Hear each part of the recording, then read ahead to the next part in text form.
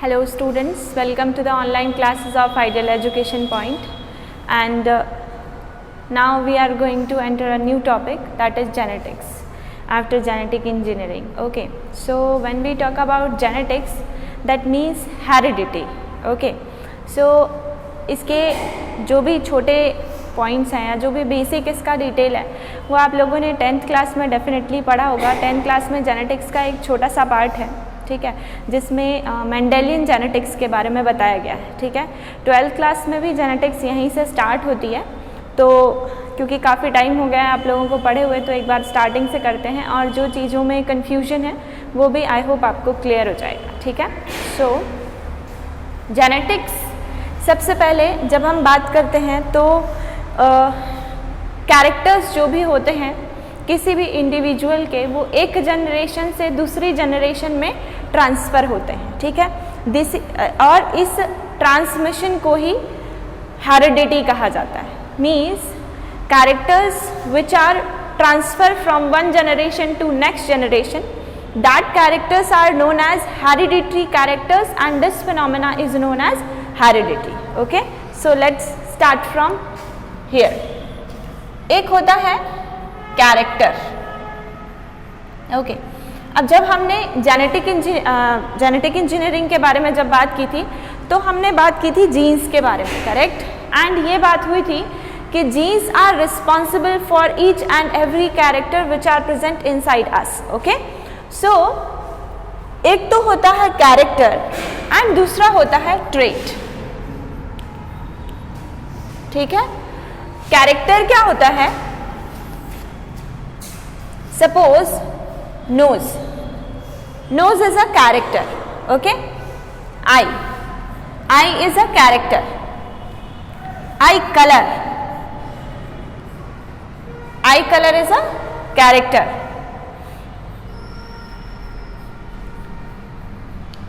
Hair is a character, height is a character,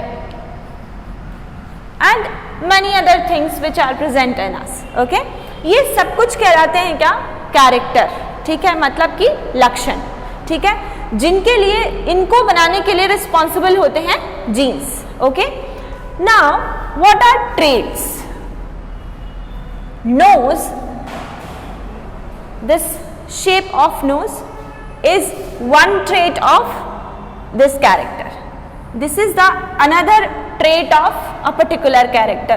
This is the another trait of a particular character. ठीक है, when we talk about eyes का भी different shape होता है। ठीक है, या फिर different patterns होता है। सभी की आंखें अलग अलग होती हैं। ठीक है, इसको तो हम डिफाइन नहीं कर सकते हैं, but let's talk about I colour. ठीक है, so sometimes we see black eyes. Okay, some people have brown eyes, some has blue eyes, correct? So these are traits. Okay, here straight, curly, ठीक है, and rough, smooth.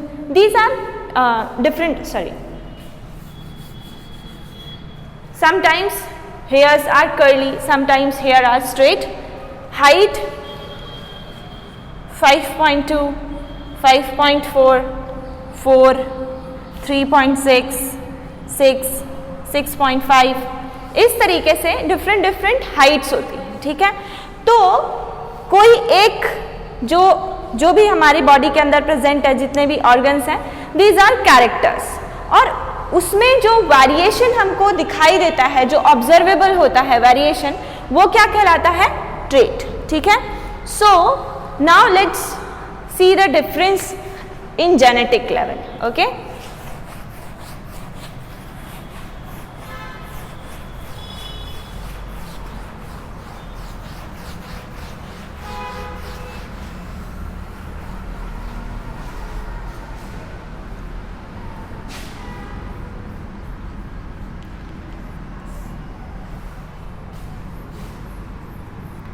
are responsible for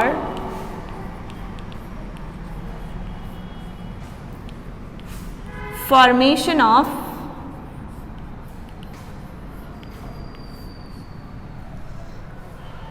a particular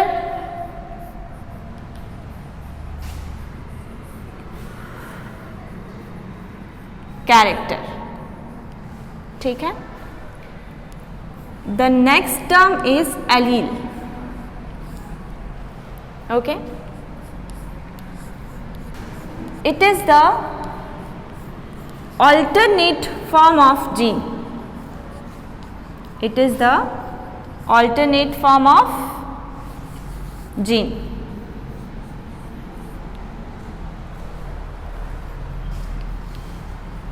Which is responsible for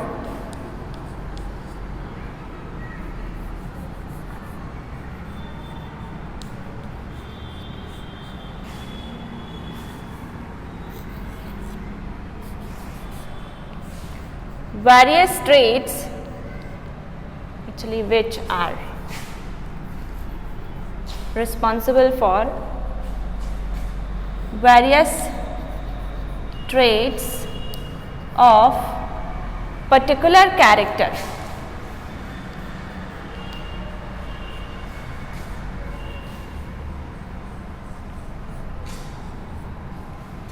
ये बात समझ में आई.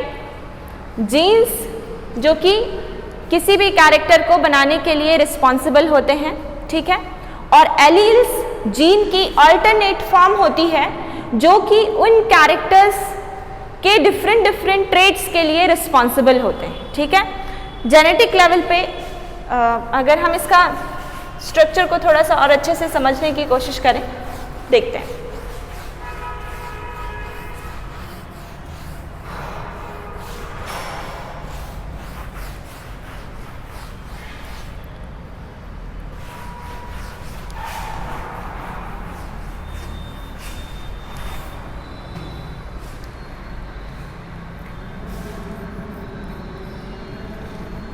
Knows बनाने के लिए suppose एक जीन है दैट इज ATGCGA.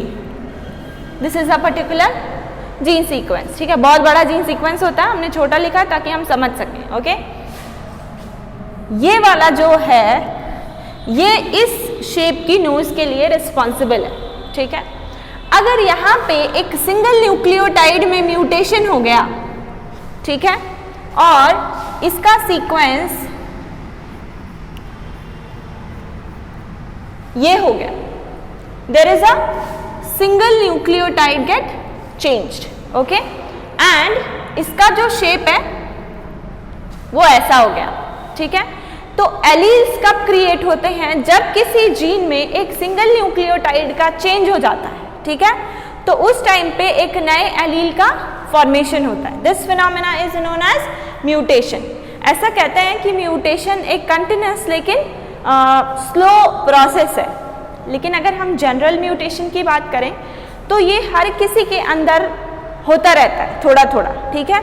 तो जो जीन्स हैं वो चेंज होते रहते हैं, लेकिन उनमें चेंज कितना होता है जिससे कोई भी डिस्ट्रक्टिव चीज ना हो और एक छोटा सा वेरिएशन आ जाए. ठीक है. तो this is the difference between gene and allele. I hope you got it. Now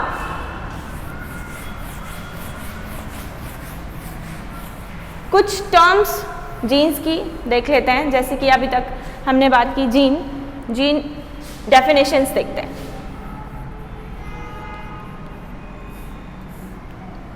what is gene? It is the, ये स्पेलिंग ये डेफिनेशंस आप लोग लिख लेंगे. Hereditary unit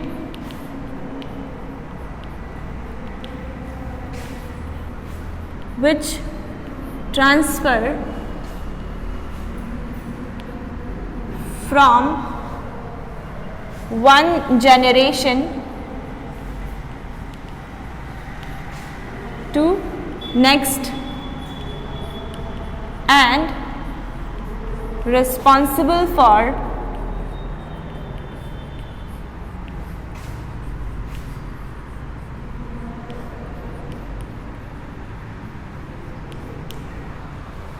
development of characters of individual.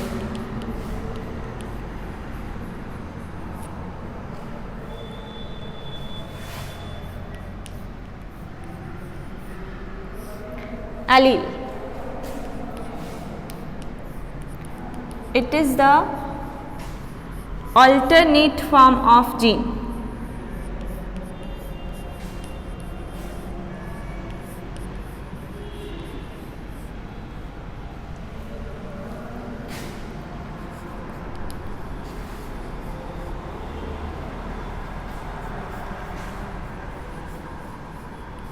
Single nucleotide get changed in a gene and a new allele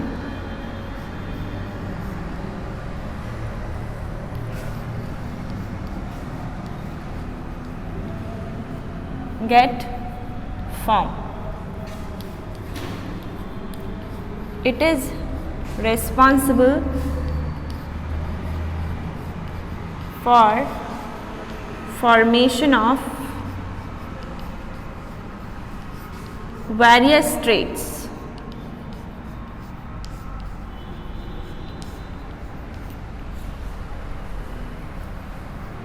of a character.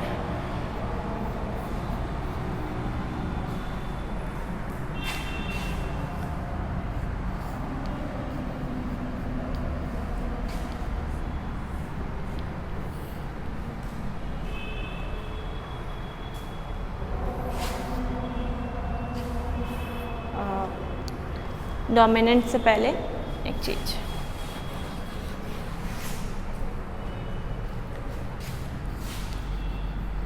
Pure, ठीक है, एक term है प्योर।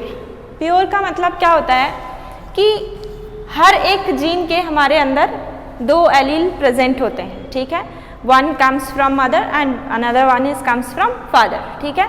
मीन्स किसी भी इंडिविजुअल की अगर हम बात करें तो उसमें एक जीन के लिए दो एलील मतलब दो क्रोमोसोम आते हैं। अब हर क्रोमोसोम के अंदर एक एक जीन प्रेजेंट है, means two different alleles of a particular gene are present inside us.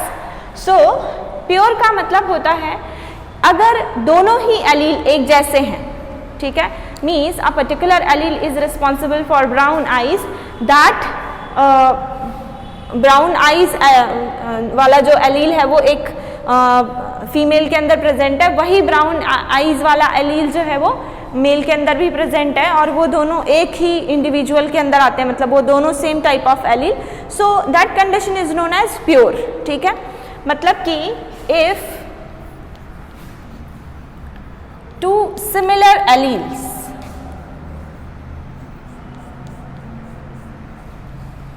of a gene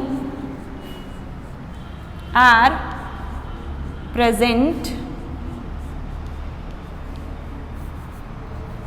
in individual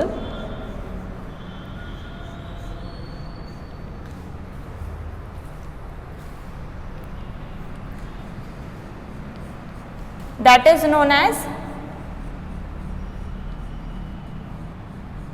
pure. Okay,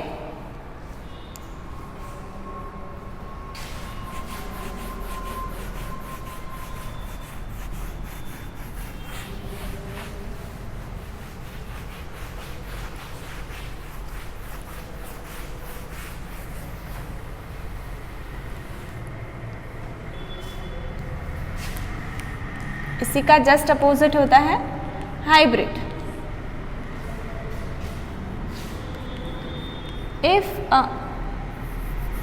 if two different alleles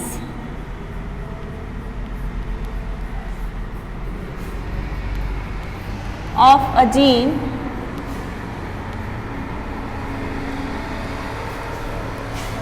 are present in, थोड़ा इजी करने के लिए लिख देते हैं, in F1 generation,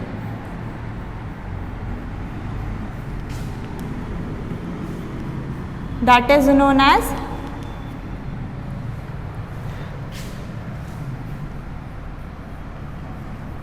hybrid. Okay,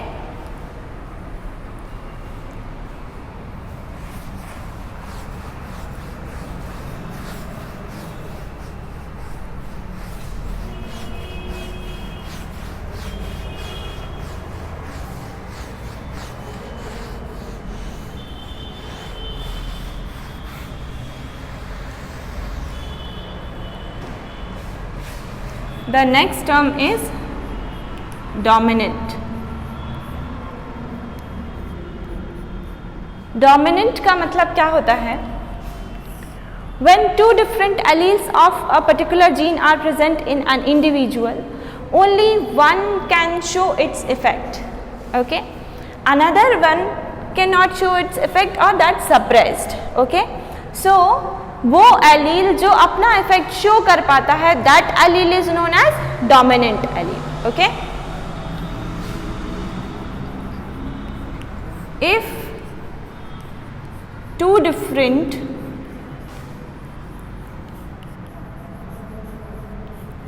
alleles of a gene are present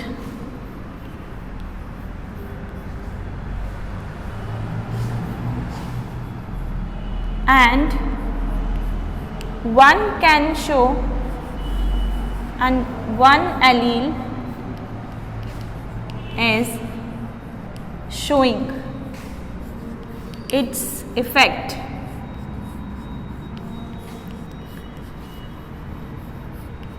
that allele is known as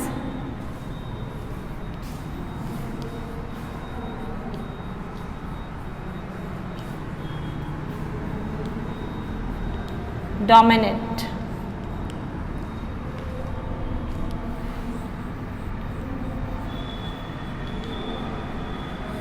The next term is recessive. Recessive means allele which is suppressed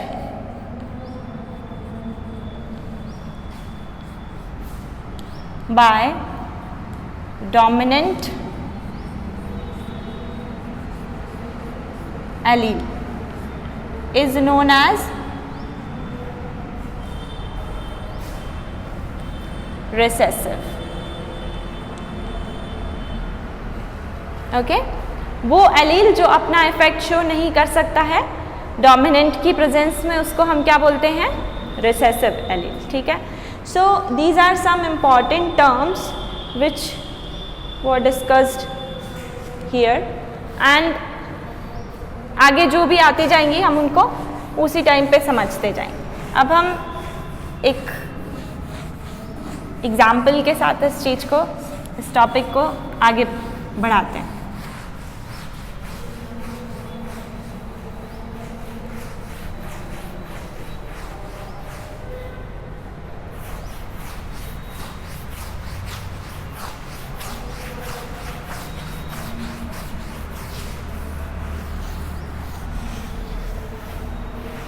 तो जो सबसे पहली चीज़ आप लोगों ने 10th क्लास में जेनेटिक्स की क्लास में पढ़ी होगी वो थी मोनोहाइब्रिड क्रॉस. करेक्ट. तो मोनोहाइब्रिड क्रॉस मतलब जब हम किसी एक कैरेक्टर और उसके ट्रांसमिशन को एक बार में स्टडी करते हैं उसको हम बोलते हैं मोनोहाइब्रिड क्रॉस. ठीक है, तो सबसे पहले इस चीज़ में चाहे वो मोनोहाइब्रिड क्रॉस हो, चाहे वो डाईहाइब्रिड क्रॉस हो और ट्राईहाइब्रिड क्रॉस हो और टेट्राहाइब्रिड क्रॉस हो, ठीक है, उस चीज़ में कंफ्यूजन क्रिएट ना हो इसलिए हम एक चीज़ समझ लेते हैं. ठीक है, this is a chromosome. Okay, this is a genes present on chromosome. ठीक है, हम इस तरीके से समझेंगे. इससे क्या होता है कि हमको कंफ्यूजन नहीं होगी. ओके, सो एक इंडिविजुअल है, हर एक कैरेक्टर के लिए उसके पास कितने क्रोमोसोम है? 2. मतलब हर एक उसके पास कितने जीन है? 2.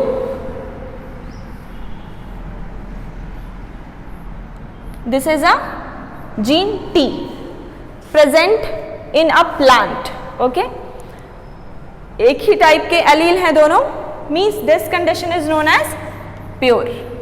Okay, जब दोनों एलील एक जैसे हैं तो हम नहीं बोल सकते हैं कि ये वाला डोमिनेंट है या ये वाला डोमिनेंट है. ठीक है, मतलब एक्सप्रेशन एक्चुअली एक का होता है. ठीक है, लेकिन अब क्योंकि दोनों का ही कैरेक्टर एक जैसे तो कोई सा भी एक्सप्रेस हो सकता है. It is a random phenomena. But when this condition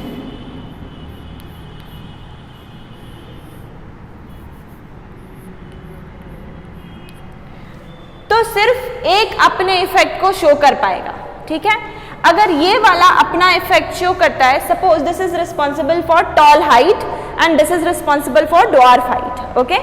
तो अगर ये वाला अपना इफेक्ट शो करता है तो ये वाला क्या कहलाएगा, डोमिनेंट एलील। मतलब अगर किसी प्लांट की जो हाइट है वो टॉल होती है तो मतलब ये वाला जीन अपने आप को एक्सप्रेस कर रहा है and this allele is known as dominant allele, ठीक है।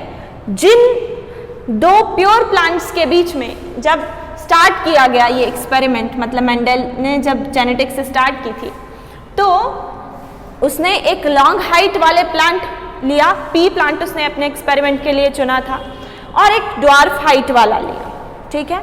So this is pure tall and this is pure dwarf, these are parent plant, correct. सबसे पहला स्टेप क्या होता है, गैमीट फॉर्मेशन।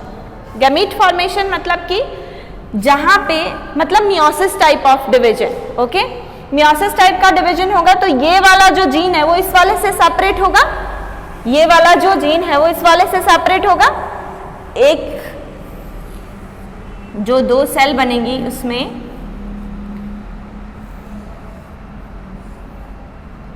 ऐसी कंडीशन होगी, this is known as gamete, ठीक है। इसके अंदर भी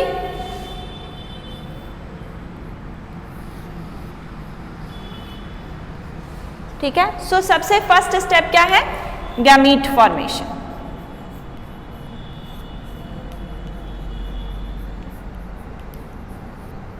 ये तो बात हुई एक सिंगल जीन की, ठीक है। अभी अगर मल्टीपल जीन्स हो तो फिर थोड़ा कंफ्यूजन क्रिएट होगा, तो वो कंफ्यूजन आप लोगों को कभी ना हो, इसको समझने के लिए दो जीन्स को लेके चलते हैं, ठीक है।